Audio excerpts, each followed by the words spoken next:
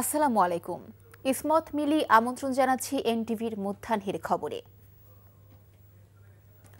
আসন্ন ত্রয়োদশ জাতীয় সংসদ নির্বাচন ও গণভোটের তফসিল চূড়ান্ত করতে গুরুত্বপূর্ণ বৈঠকে বসেছে নির্বাচন কমিশন। সকাল 10:30টায় রাজধানীর আগারগাঁওয়ে নির্বাচন ভবনে এই বৈঠক শুরু হয়। বৈঠকে উপস্থিত আছেন প্রধান নির্বাচন কমিশনার, 4 নির্বাচন কমিশনার ও ইসি সচিব। আজকের বৈঠকে তফসিল ঘোষণার সময়সূচি সহ ভোট আয়োজনের সার্বিক অগ্রগতি পর্যালোচনা করা হবে। পাশাপাশি পোস্টাল ব্যালট আনা নেওয়ার সময়সূচিও চূড়ান্ত করা হবে। নির্বাচন ও গণভোট উভয় প্রক্রিয়ার প্রস্তুতির সর্বোচ্চ পর্যায়ে নিতে মাঠ প্রশাসনের সঙ্গে যোগাযোগ, সমন্বয় ও মতবিনিময় বিষয়ে আলোচনা হবে। এছাড়া তফসিলের আগে ও পরের প্রয়োজনীয় কার্যক্রম, গণভোট আয়োজনের প্রস্তুতি, মাঠ পর্যায়ের অবস্থা, দায়িত্বপ্রাপ্ত রিটার্নিং ও সহকারী রিটার্নিং কর্মকর্তাদের নিয়োগ সংক্রান্ত প্রজ্ঞাপন সহ মোট 10টি আলোচ্য সূচি আজকের বৈঠকে অন্তর্ভুক্ত করা হয়েছে। জুলাই আগস্ট গণভ্যুত্থানে শহীদ 114 জনের পরিচয় শনাক্তের জন্য কবর থেকে লাশ উত্তোলন শুরু করেছে পুলিশের অপরাধ তদন্ত বিভাগ সিআইডি। আজ সকাল থেকে রাজধানীর রায়ের বাজার কবরস্থানে এই কার্যক্রম শুরু করেছে সংস্থাটি। এতে যোগ দিয়েছেন দেশি বিদেশি ফরেনসিক বিশেষজ্ঞরা। সিআইডি প্রধান জানান, পরিচয় শনাক্তের পাশাপাশি মৃত্যুর কারণ অনুসন্ধানে কার্যকর হবে এই প্রক্রিয়া। বিস্তারিত নাজিবুর রহমানের রিপোর্টে। জুলাই গণ অভ্যুত্থানে নিহতদের মধ্যে শতাধিক লাশের পরিচয় গোপন করে রায়ের বাজার কবরস্থানে বেওয়ারিশ লাশ হিসেবে দাফন করে তৎকালীন আওয়ামী লীগ সরকার। অজ্ঞাতনামা সেসব শহীদদের পরিবার গত 1.5 বছর খুঁজে ফিরেছেন স্বজনদের শেষ চিহ্নটুকু। আল্লাহ আমার ছেলের কবরটা পাই, দেখি আল্লাহ মিলাই দেয়, তা আমি মরে গেলাম শান্তি পাইব। আমরা তো চাচ্ছি কবর শনাক্ত করতে, কারণ আমরা এখানে আসি অনেক হাজার হাজার কবর, আমার ভাইয়ের কবর কোনটা তো সেটা তো আমি জানি না। অবশেষে আদালতের নির্দেশনায় অজ্ঞাতনামা 114 জনের পরিচয় শনাক্তের কাজ শুরু করেছে সিআইডি। এ সময় সিআইডি প্রধান জানান, পরিচয় শনাক্ত ও মৃত্যুর কারণ নিশ্চিতের পাশাপাশি পরিবারের কাছে হস্তান্তর করা হতে পারে লাশগুলো। আমরা কবর থেকে লাশগুলোকে যথাযথ প্রক্রিয়া অনুসরণ করে যে প্রোটোকল আছে ইন্টারন্যাশনাল, সেইভাবে উত্তোলন করব। এদের মৃতদের পোস্টমর্টেম হবে, এদের ডিএনএ স্যাম্পলগুলো সংগ্রহ করা হবে, প্রোফাইলিংগুলো নিশ্চিত করা, আবার সেই সকল ধর্মীয় ভাবগাম্ভীর্য সবগুলো রেখেই আমরা তাদেরকে আবার রিবিউরিট করবো। আমরা সব টিস্যু হয়তো ওরকম আমরা পাবো না, বাট এটার জন্য একটু কিছুদিন সময় লাগে, বাট আমরা চিহ্নিত করা থাকবে। পরিবার যদি চায় অবশ্যই তার কবরকে সেখানে নেওয়ার ব্যবস্থা আমরা করবো ইনশাআল্লাহ। এ কাজে দেশীয় ফরেনসিক বিশেষজ্ঞদের পাশাপাশি যোগ দিয়েছেন আর্জেন্টিনার ফরেনসিক বিশেষজ্ঞ ডাক্তার লুইস ফলডিব্রাইডার। জটিল এ কাজ আন্তর্জাতিক মানদণ্ড মেনে দ্রুততার সাথে শেষ করার প্রত্যয় জানান তিনি। International standards are followed in this operation. আমরা স্থানীয় ফরেনসিক বিশেষজ্ঞদের সাথে ধারাবাহিক আলোচনা করছি। আমরা নিশ্চিত আন্তর্জাতিক নিয়মাবলীর সর্বোচ্চ মান বজায় রেখে জটিল এই প্রক্রিয়া আমরা সম্পূর্ণ করব। মৃতদেহ শনাক্ত করা অত্যন্ত কঠিন ও সূক্ষ্ম কাজ। নিহতদের পরিবারের কাছে সঠিক ও সত্য তথ্য পৌঁছে দেয়াই আমাদের কাছে গুরুত্বপূর্ণ। সরকারি হিসেবে 114 জনের লাশ রায়ের বাজার কবরস্থানে দাফন করার তথ্য থাকলেও এ সংখ্যা আরও বেশি হতে পারে বলে ধারণা পুলিশের। তারা জানান, এ পর্যন্ত 10টি পরিবার লাশ শনাক্তের আবেদন করেছেন। Najibur Rahman, NTV news, Dhaka. কিছু কিছু প্যারামিটারে উন্নতি হলেও বিএনপি চেয়ারপারসন বেগম খালেদা জিয়ার শারীরিক অবস্থা এখনও স্থিতিশীল নয়। এ কারণে উন্নত চিকিৎসার জন্য লন্ডনে নেওয়ার বিষয়ে কোনো সিদ্ধান্তে আসতে পারেনি মেডিকেল বোর্ড। তবে অবস্থা স্থিতিশীল হলে আগামী বুধবার তাকে লন্ডনে নেওয়া হতে পারে এমন সম্ভাবনা নিয়ে আলোচনা আছে।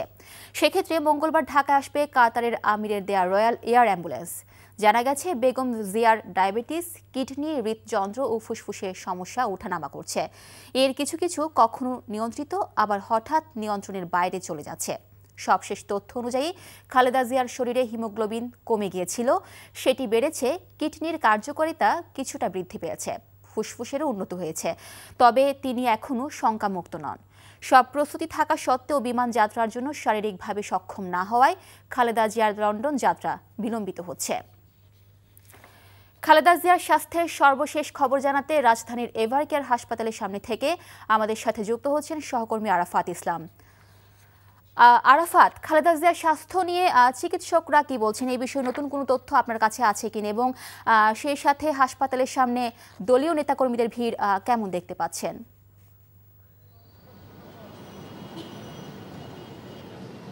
মিলি, এই মুহূর্তে এভারকেয়ার হাসপাতালের সামনের পরিস্থিতিতে যদি আমি শুরু করি তাহলে আপনাকে দেখানোর চেষ্টা করব। পেছনে দেখতে পাচ্ছেন যে নিরাপত্তার দায়িত্বে যারা রয়েছে বিপুল সংখ্যক পুলিশ এবং একই সাথে বিজিবির সদস্যরা এখানে মোতায়েন রয়েছেন। তবে সকাল থেকে আমরা এখানে রয়েছি, এখানে এখন পর্যন্ত আমরা কোনো ভিআইপি মুভমেন্ট বা কোনো নেতাকর্মীর তেমন কোনো আনাগোনা লক্ষ্য করিনি। এবং আপনাকে জানিয়ে রাখি, যেমনটি দলের পক্ষ থেকে জানানো হয়েছে যে খালেদা জিয়ার যে বিদেশ গমনের যে বিষয়টি, সেটি আগামী 9 তারিখ কাতার সরকারের পক্ষ থেকে ব্যবস্থা করা যে এয়ার অ্যাম্বুলেন্স সেটি ঢাকায় আসার কথা রয়েছে এবং সম্ভাবনা রয়েছে 10 তারিখে যদি সব কিছু ঠিক থাকে তাকে বিদেশ নেওয়া হতেও পারে। তবে এটি এখনও চূড়ান্ত করা হয়নি। সেটি মূলত নির্ভর করছে তার শারীরিক অবস্থা, স্থিতিশীলতার উপর। যদি তাকে বিদেশে নেওয়ার মতন অবস্থায় তিনি থাকেন তাহলেই তাকে নেওয়া হতে পারে। এবং দলের পক্ষ থেকে আরেকটি বিষয় জানানো হয়েছে, গত বেশ কয়েকদিন ধরে কিন্তু সামাজিক যোগাযোগ মাধ্যমে বেগম খালেদা জিয়ার শারীরিক অবস্থা নিয়ে অপপ্রচার চালানো হচ্ছে এবং এক প্রকার গুজব ছড়ানো হচ্ছে বলা যেতে পারে। সেটি যাতে কেউ বিভ্রান্ত না হয় এবং এ ধরনের বিভ্রান্তিকর তথ্য যারা ছড়াচ্ছেন তাদের আহ্বান জানানো হয়েছে যাতে করে তারা এইসব ছড়ানো থেকে বিরত থাকেন। এখন পর্যন্ত কিন্তু খালেদা জিয়াকে সিসিইউতে রেখেই চিকিৎসা দেওয়া হচ্ছে এবং তার শারীরিক অবস্থা আগের মতোই অর্থাৎ অপরিবর্তিত রয়েছে। যেহেতু বিদেশ গমনের ক্ষেত্রে 12 থেকে 14 ঘন্টার একটি ভ্রমণ ক্লান্তি রয়েছে, সেটিকে চিন্তা করেই কিন্তু চিকিৎসকরা বুঝে শুনে সিদ্ধান্ত নেবেন এবং সেটির সিদ্ধান্ত জানানো হলে আমরা আপনাকে পরবর্তী বুলেটিনে হয়তো জানাতে পারবো। এখন মতো এই ছিল আমার কাছে এভারকেয়ারের সামনে থেকে সবশেষ আপডেট। মিলি। দর্শক, আমরা জানছিলাম খালেদা জিয়ার স্বাস্থ্যের খবর। ধর্মের নামে একটি গোষ্ঠী দেশে বিভাজন সৃষ্টি করতে চায় অভিযোগ করে বিএনপি মহাসচিব মির্জা ফখরুল ইসলাম আলমগীর বলেছেন, বিএনপির বিরুদ্ধে অপপ্রচার চালানো হচ্ছে। রাজধানীর কৃষিবিদ ইনস্টিটিউশন মিলনায়তনে দেশ গড়ার পরিকল্পনা শীর্ষক জাতীয়বাদী ছাত্রদল আয়োজিত মতবিনিময় সভার উদ্বোধনী অনুষ্ঠানে তিনি কথা বলেন। মির্জা ফখরুল বলেন, দেশ একটি সংকটকাল অতিক্রম করছে। দেশের গণতন্ত্র ও ঐক্যের প্রতীক বিএনপি চেয়ারপারসন বেগম খালেদা জিয়া অসুস্থ হয়ে হাসপাতালে চিকিৎসাধীন রয়েছেন। দেশের মানুষের দোয়ায় বেগম জিয়া সুস্থ হয়ে উঠবেন বলে প্রত্যাশা করেন মির্জা ফখরুল। ছাত্র দলের নেতাকর্মীদের অংশগ্রহণে অনুষ্ঠিত দেশ গড়ার পরিকল্পনা কর্মসূচির উদ্বোধন করে মির্জা ফখরুল বলেন, একটি গোষ্ঠী পরিকল্পিতভাবে বিএনপির বিরুদ্ধে অপপ্রচার চালিয়ে যাচ্ছে। চেষ্টা চলছে বিভক্তি সৃষ্টিরও। ছাত্রদল নেতাকর্মীদেরকে বিএনপির 31 দফা সংস্কার প্রস্তাবকে দেশের মানুষের দ্বারে দ্বারে নিয়ে যাবার আহ্বান জানান মির্জা ফখরুল। ফ্যাসিস্ট আওয়ামী লীগ সরকার এই 15 বছরে তার দুঃশাসনের মধ্য দিয়ে এই কাজটা করে গেছে, বাংলাদেশের সমস্ত প্রতিষ্ঠানগুলোকে ধ্বংস করে দিয়ে গেছে। এই প্রতিষ্ঠানগুলোকে আবার নতুন করে গড়ে তোলা, এই যে আপনার কর্মসংস্থানের বিষয়টা, যেটা আমাদের ছেলেরা সবচেয়ে বেশি ফিল করে, যে পাশ করে বেরোনোর পরে চাকরি পাওয়া যায় না। এই 15 বছর তো পাওয়াই যায়নি, খালি গন্ধ থাকছে, বিএনপির বাস চাকরি হয়নি। কিন্তু এখন নতুন যে বাংলাদেশ আমরা গড়ব, আমরা সেই বাংলাদেশে কিভাবে এই সমস্যাটার সমাধান করব।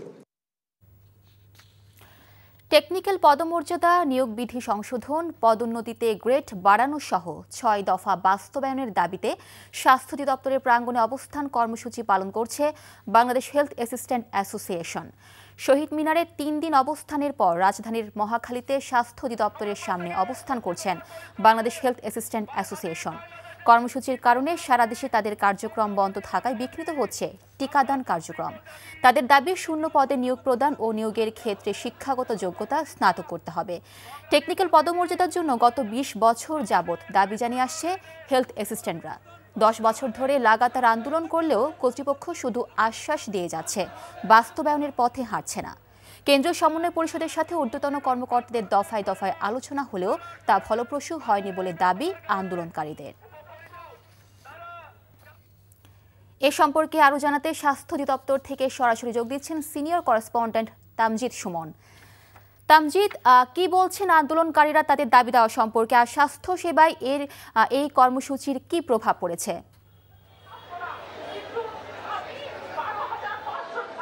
দাবি দেওয়ার জন্যই কিন্তু তারা আন্দোলন করছেন এবং আজকে যেটি হয়েছে যে এই স্বাস্থ্য অধিদপ্তরের পাদদেশে, অর্থাৎ স্বাস্থ্য অধিদপ্তরের নিচেই তারা জড়ো হয়েছেন এবং তারা 6 দফার দাবিতে আন্দোলন করছেন। নিয়োগ বিধি সংশোধন, শিক্ষাগত যোগ্যতা স্নাতক বিজ্ঞান বিভাগ থেকে সংযোজন, 14তম গ্রেড প্রদান, এই সব দাবিসহ মোট 6টি দাবিতে আসলে তারা আন্দোলন করছেন এবং এই আন্দোলনে যোগ দিয়েছেন সারা দেশ থেকে আসা হেলথ অ্যাসিস্ট্যান্ট অ্যাসোসিয়েশনের যে সদস্যরা রয়েছেন তারা এখানে এসেছেন এবং তাদের এই আন্দোলনে যোগ দেওয়ার কারণে কিন্তু সারা দেশে 64 জেলায় যে টিকা প্রদান কার্যক্রম সেটি ব্যাহত হচ্ছে। অর্থাৎ তারাই কিন্তু এই টিকা কার্যক্রম পরিচালনা করেন এবং টিকা প্রদান করেন। সেই কারণে সেই কর্মসূচি এখন বাধাগ্রস্ত হচ্ছে, অর্থাৎ টিকা নিতে পারছেন না শিশুরা এই কার্যক্রমের জন্য। তারা গত 9 দিন থেকে কিন্তু একদম সক্রিয়ভাবে এই অবস্থান কর্মসূচি চালাচ্ছেন। 29 নভেম্বরে তারা শহীদ মিনারের চত্বরে অবস্থান নিয়েছিলেন এবং সেখানে আন্দোলন চলমান ছিল। সেই আন্দোলনটি আসলে এখন আবার তারা স্বাস্থ্য অধিদপ্তরে এসেছেন, এখানে আন্দোলন করছেন। তারা বলছেন অবিলম্বে তাদের দাবি মেনে নেওয়া না হলে এবং যদি আগামীকালকের মধ্যে দাবি মেনে নেওয়া না হয় তাহলে তারা আরও বৃহত্তর কর্মসূচিতে যাবেন এমনটি জানানো হয়েছে। তো এই ছিল আমার কাছে সর্বশেষ খবর। জানছিলাম সারা দেশে স্বাস্থ্য সহকারীদের আন্দোলন কর্মসূচি সম্পর্কে। নৌবাহিনী প্রধান অ্যাডমিরাল এম নাজমুল হাসান বলেছেন, আগামী জাতীয় সংসদ নির্বাচনে নৌবাহিনীর 5000 সদস্য দায়িত্ব পালন করবেন। ইতিমধ্যে তাদের প্রশিক্ষণ সহ সার্বিক প্রস্তুতি নেওয়া হয়েছে। সকালে চট্টগ্রামের পতেঙ্গায় বাংলাদেশ নেভাল একাডেমিতে রাষ্ট্রপতি কুচকাওয়াজ অনুষ্ঠানে তিনি এসব কথা বলেন। এর আগে নৌবাহিনীর মিডশিপম্যান 2023 ব্যাচের প্রশিক্ষণ শেষে রাষ্ট্রপতি কুচকাওয়াজের প্রধান অতিথি নৌবাহিনী প্রধান অ্যাডমিরাল এম নাজমুল হাসান মনোজ্ঞ কুচকাওয়াজ পরিদর্শন ও সালাম গ্রহণ করেন। পরিদর্শন শেষে নৌবাহিনী প্রধান বিভিন্ন বিষয়ে কৃতী প্রশিক্ষণার্থীদের হাতে গৌরবময় পদক তুলে দেন। মিডশিপম্যান সৈয়দ তাহসিন আহমেদকে বিএন সকল বিষয়ে সেরা চৌকস মিডশিপম্যান হিসেবে সোর্ড অব অনার লাভ করেন। Midshipman S M Abrar Ubayed BN প্রশিক্ষণে দ্বিতীয় সর্বোচ্চ মান অর্জনকারী হিসেবে নৌপ্রধান স্বর্ণপদক লাভ করেন। পরে সদ্য কমিশনপ্রাপ্ত নবীন কর্মকর্তাগণ দেশের স্বাধীনতা ও সার্বভৌমত্ব রক্ষার মহান ব্রত নিয়ে আনুষ্ঠানিকভাবে শপথ গ্রহণ করেন। আসন্ন জাতীয় সংসদ নির্বাচনের জন্য নৌবাহিনীর সদস্যগণকে প্রয়োজনীয় প্রশিক্ষণ প্রদান সহ সার্বিক প্রস্তুতি গ্রহণ করা হচ্ছে। আমরা প্রয়োজনীয় সংখ্যক জাহাজ এবং ক্রাফট সহ আনুমানিক 5000 নৌ সদস্যকে এই নির্বাচনকালে মোতায়েনের পরিকল্পনা গ্রহণ করেছি।